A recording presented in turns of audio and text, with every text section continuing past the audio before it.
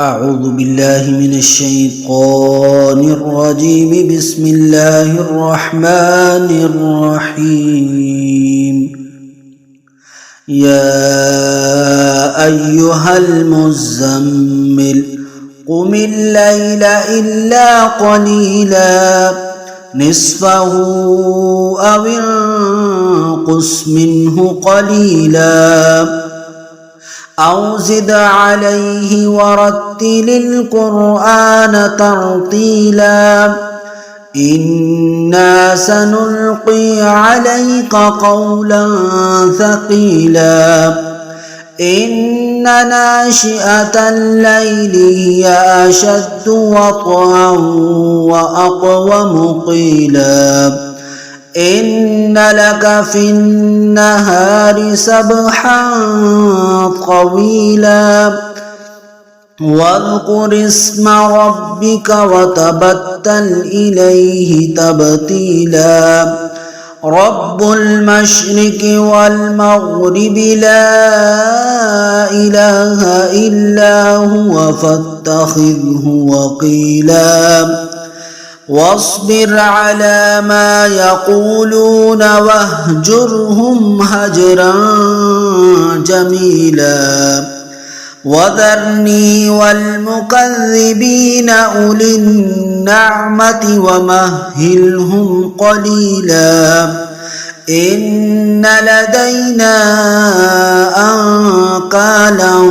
وجحيما وطعاما ذا غصة وعذابا أليما يوم ترجف الأرض والجبال وكانت الجبال كثيبا مهيلا إنا أرسلنا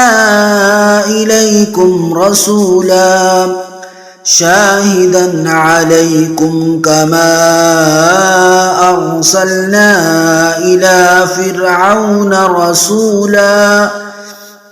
فعصى فرعون الرسول فأخذناه أخذا وبيلا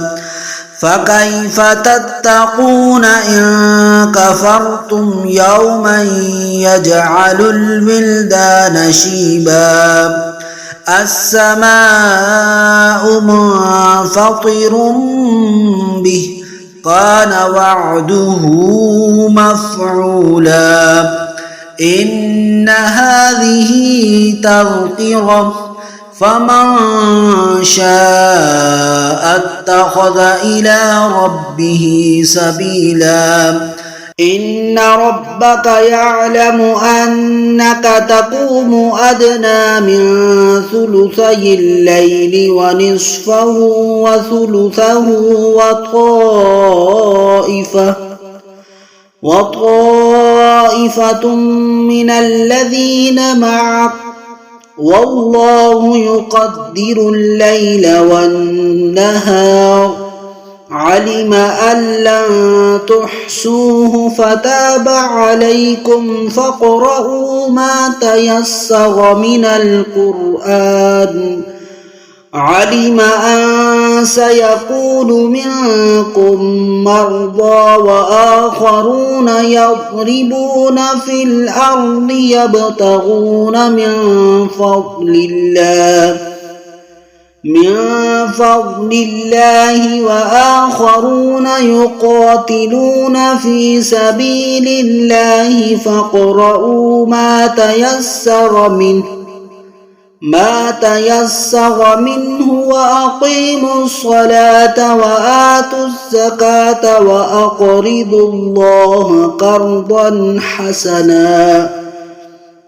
وما تقدموا لأنفسكم من خير تجدوه عند الله هو خيرا وأعظم أجرا واستغفروا الله إن الله غفور رحيم صدق الله العظيم.